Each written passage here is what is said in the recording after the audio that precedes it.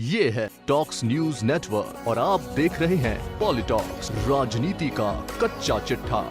मध्य प्रदेश विधानसभा चुनाव 2023 के लिए बीजेपी ने अपनी 39 प्रत्याशियों की दूसरी सूची जारी कर दी है।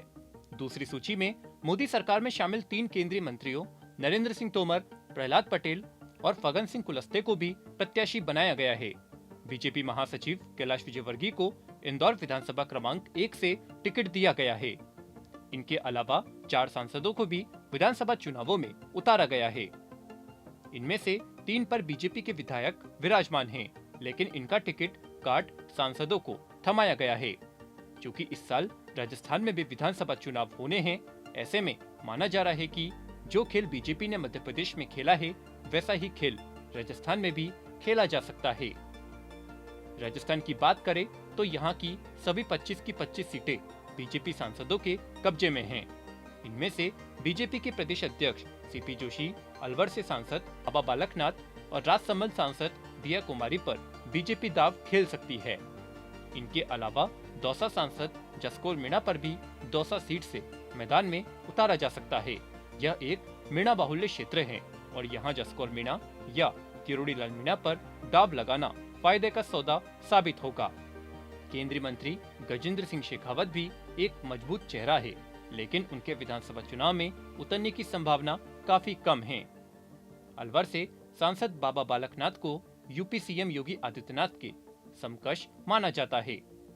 सियासी गलियारों में यह भी खबर तेजी से फैल रही है कि बीजेपी हिंदुत्व को बढ़ावा देने के लिए राजस्थान को भी यूपी और एमपी के समक्ष अगर खड़ा करती है, तो यहाँ से अंतिम समय पर बाबा बालकनाथ को सीएम फेस घोषित किया जा सकता है।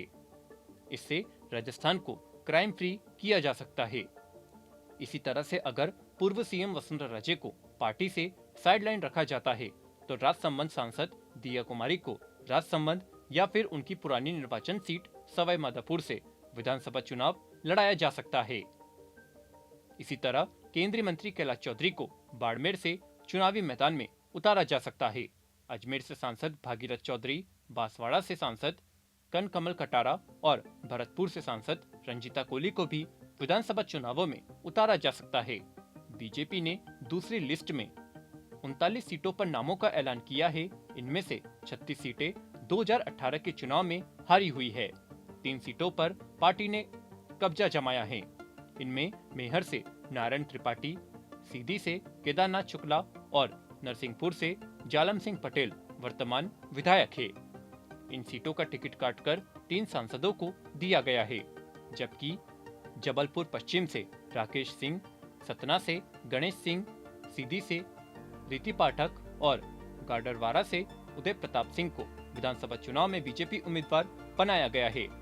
केंद्रीय मंत्रियों में मुरैना की दिमनी सीट से नरेंद्र सिंह तोमर, नरसिंहपुर से प्रहलाद पटेल और निवास से फग्गन सिंह को प्रत्याशी बनाया गया है। वहीं कैलाश विजयवर्गीय का नाम भी इस सूची में शामिल है। उन्हें इंदौर विधानसभा क्रमांक 1 से टिकट दिया गया है। ऐसे में सियासी गलियारों में खबर आ रही है कि एमपी के वर्तमान मुख्यमंत्री शिवराज सिंह चौहान को इस बार बीजेपी टिकट देने के मूड में नहीं है। उन्हें प्रदेश की राजनीति की जगह केंद्र की राजनीति में सक्रिय करने पर पार्टी विचार कर रही है। शिवराज सिंह ने प्रदेश की राजनीति में 2 दशकों से अधिक समय बिताया है। ऐसे में अब केंद्रीय आलाकमान मध्य प्रदेश की बागडोर नरेंद्र सिंह तोमर या फिर कैलाश विजयवर्गीय के हाथों में सौंपने पर विचार कर रही है।